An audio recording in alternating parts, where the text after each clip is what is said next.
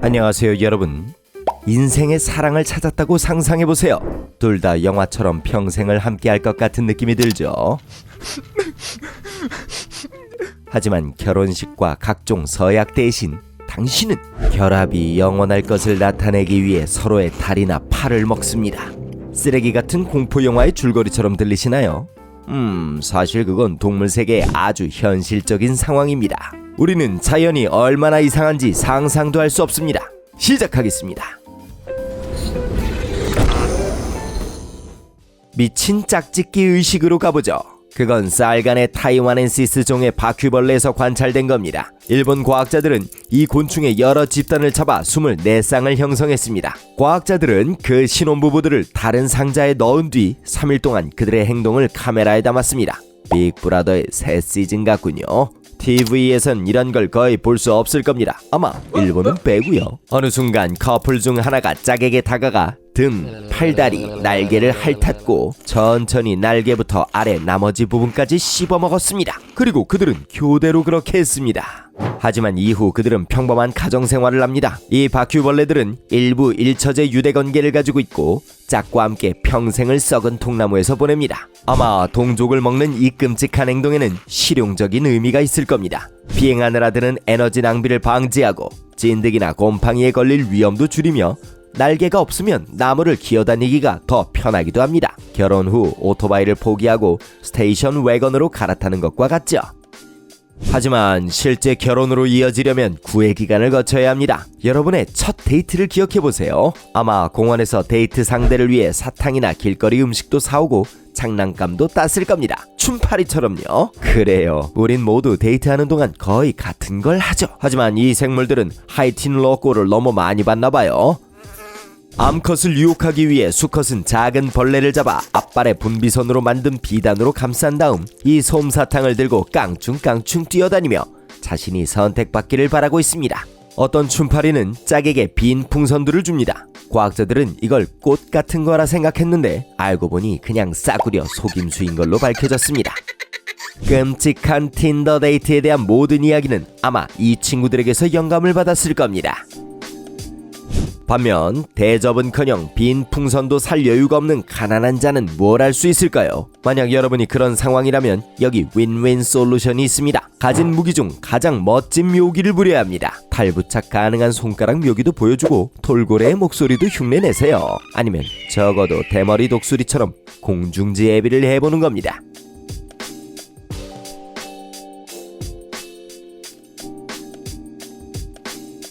네, 암컷 대머리 독수리도 이 공중 묘기의 일부입니다. 사실 이건 커플의 힘을 시험하는 힘 테스트 같은 겁니다. 보통 발톱을 부여잡고 땅을 향해 나선형을 그리며 내려가다가 땅에 부딪히기 직전에 서로 갈라집니다. 하지만 수컷과 암컷이 둘 다 끝까지 버티면 마지막까지 서로를 놓지 않을 수도 있습니다. 미국이 진정 멋진 새를 국가 상징으로 선택했다는 걸 인정해야겠군요.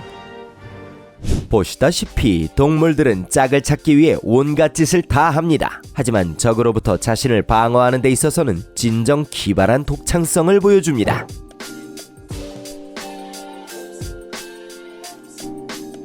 이 녀석은 암살자벌레라 불리는 아칸타스피스 페탁스입니다. 그의 등 뒤에 그가 죽인 개미들의 시체를 볼 수 있습니다. 그리고 나서 특수 효소로 개미들을 녹이면서 내장을 빨아먹습니다. 사실 이 벌레는 한 가지를 깨달았습니다. 남들이 자기를 완전 또라이라고 생각하면 아무도 감히 건들지 못할 거란걸요.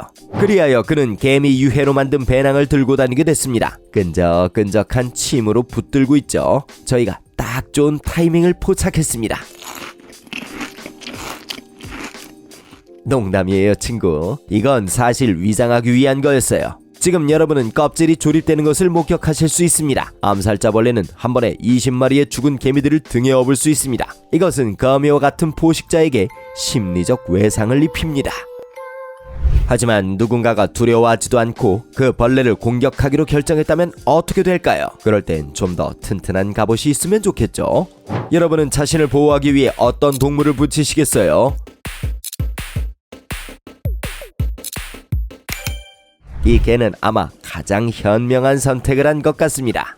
성게 걱정은 하지 마세요. 성게는 살아있고 실제로 이 놀이기구의 혜택을 받습니다. 먹이가 있는 새로운 지역으로 빠르게 이동할 수 있죠. 개는 해칠 수 없는 본성을 타고난 것 같아요. 하지만 자연의 모든 것이 그렇게 단순하다면 포식자들은 먹이를 얻을 기회가 없을 겁니다. 그래서 조심스러운 포식자들은 점점 더 정교한 사냥 방법을 생각해냅니다. 이 아이디어가 마음에 드시나요? 이 괴물은 갓 태어난 새끼들을 먹이기 위해 먹이의 마음을 조종합니다. 하지만 이게 공포영화에서 나오는 게 아니라는 걸 이제 아실 거예요.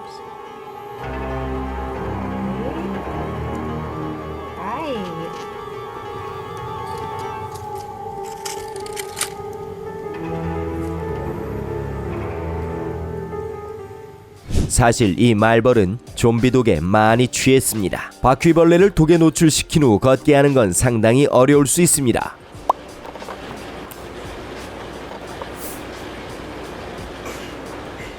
특정 뇌 부위에 수술하듯 정밀하게 주사하여 독에 노출시키면 바퀴벌레는 강력한 도파민 방출을 경험하게 됩니다. 그게 이 불쌍한 녀석에게 조금이나마 위안이 됐으면 좋겠군요. 비극적인 종말을 맞이하기 전에 말이에요. 이 정신없는 좀비는 말벌 유충들을 위한 살아있는 뷔페가 될 겁니다.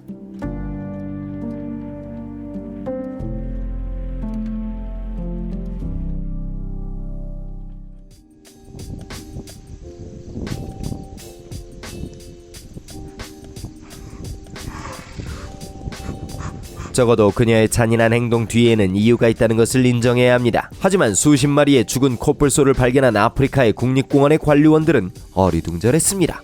모든 증거는 코끼리를 가리키고 있었고 이 큰 동물들 사이의 작은 충돌은 그리 드문 일이 아닙니다. 하지만 저렇게 죽음에 이르는 대규모 싸움은 이 사건에는 뭔가 이상한 점이 있었습니다. 하지만 탐정 이야기는 빨리 끝났습니다. 관리원들은 곧 호르몬이 넘쳐 난리를 치던 10대 코끼리 무리를 발견했습니다. 사춘기 코끼리의 행동을 고쳐야 했습니다. 그래서 코끼리 아빠들을 소개시켜 주었고 그 후엔 살해가 멈췄습니다.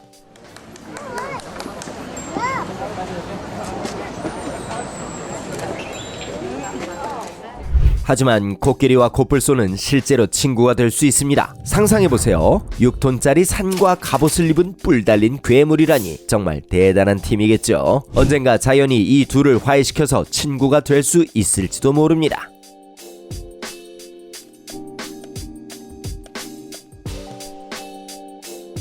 하지만 까마귀는 우정을 악용합니다. 이 새들은 말 그대로 사냥감을 잡기 위해 늑대들을 찌웠습니다. 연구에 따르면 이래서 늑대가 무리를 지어 사냥한다고 합니다. 가끔 까마귀에게 죽은 동물의 3분의 1이나 뺏기는 먹이의 양을 줄일 수 있기 때문이죠. 하지만 새도 도움이 될 수 있습니다. 때론 포식자나 포식자의 새끼들과 놀기도 하고 또 때로는 먹이를 추적하는 데 도움이 되기도 합니다. 만약 갑자기 까마귀 한 마리를 괴롭히고 싶다면 이걸 명심해야 합니다. 까마귀가 늑대 친구들에게 말하면 어쩌지? 하고요.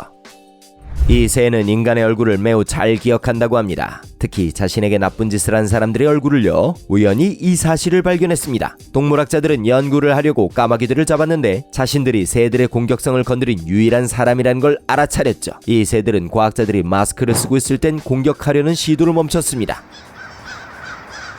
즉 까마귀 떼가 갑자기 도시 전체에 화가 나면 히치콕 영화처럼 도시를 공격할 수 있습니다. 늑대를 백으로 삼아서만 말이죠. 진화는 이상한 동맹과 방어 및 공격하는 방법들을 만들어냅니다. 하지만 가끔 그 아이디어는 완전히 이상합니다. 사람들이 몸의 도움으로 날 수 있다고 상상해보세요. 매번 무작위로 몇십 미터를 달리거나 라스베가스에 도착할 수 있습니다. 혼돈이 지구를 지배할 겁니다. 다행히도 자연은 인간이 아닌 이 거미종에게 능력을 주었습니다.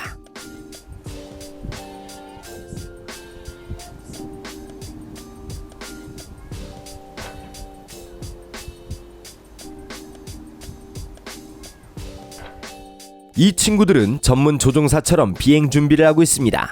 먼저 거미는 다리를 뻗어 풍속을 확인합니다. 풍속이 초당 3m 이상이면 비행 일정을 다시 조정해야 합니다. 그리고 나서 그는 50에서 60개의 아주 얇은 실을 뽑아내서 기류를 타고 따라갑니다. 이륙이 실패하면 보통 비행장에서 몇 미터 떨어진 곳에 충돌하고 끝나지만 가끔은 공기 흐름을 타고 바다 전체를 건널 수도 있습니다.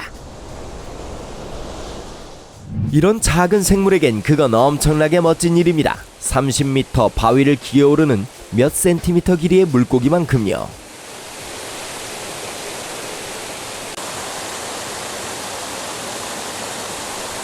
안 믿기실지도 모르니 반복해드릴게요. 물고기가 기어오릅니다. 바위를요.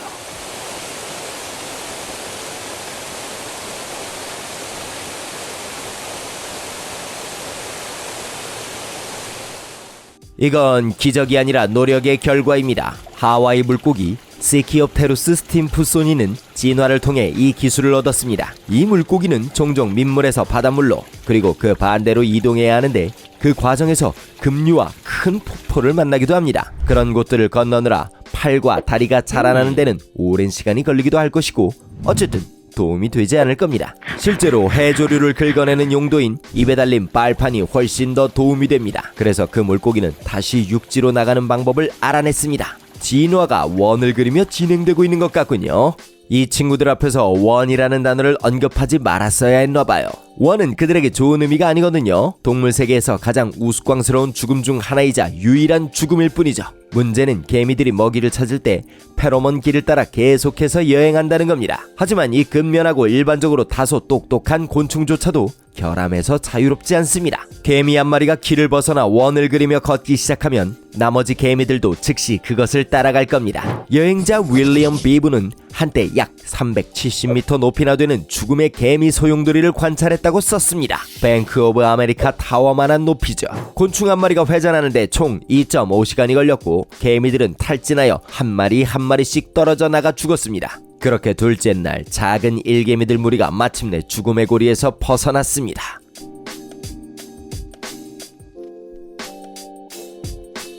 페로몬 흔적을 특징으로 하는 이론은 분명히 과학적으로 정확해 보이지만 그다지 인상적이진 않습니다. 그러니 새를 통해 개미 생에서 가장 모욕스러운 경험을 겪게 하면 개미가 모든 희망을 포기할 거라 가정해보죠.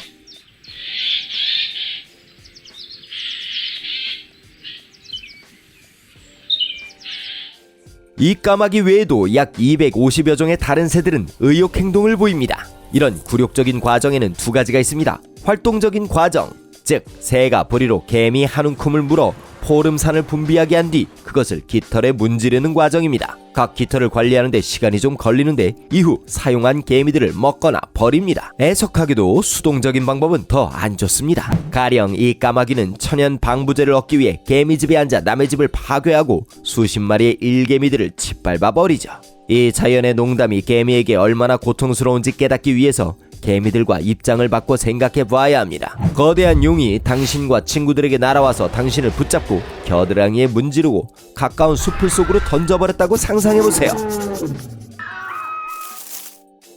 방금 겪은 공포를 잊기 위해 원을 그리며 돌아다니고 싶지 않겠어요? 이 동물의 미친 습성을 모두 보고 나면 무엇이든 가능하다고 생각하기 시작하실 겁니다. 예를 들어 어떤 거대한 물고기들이 전 세계가 물속에 잠겨있던 때에 피라미드를 지었다니 뭐니 하고 말이에요.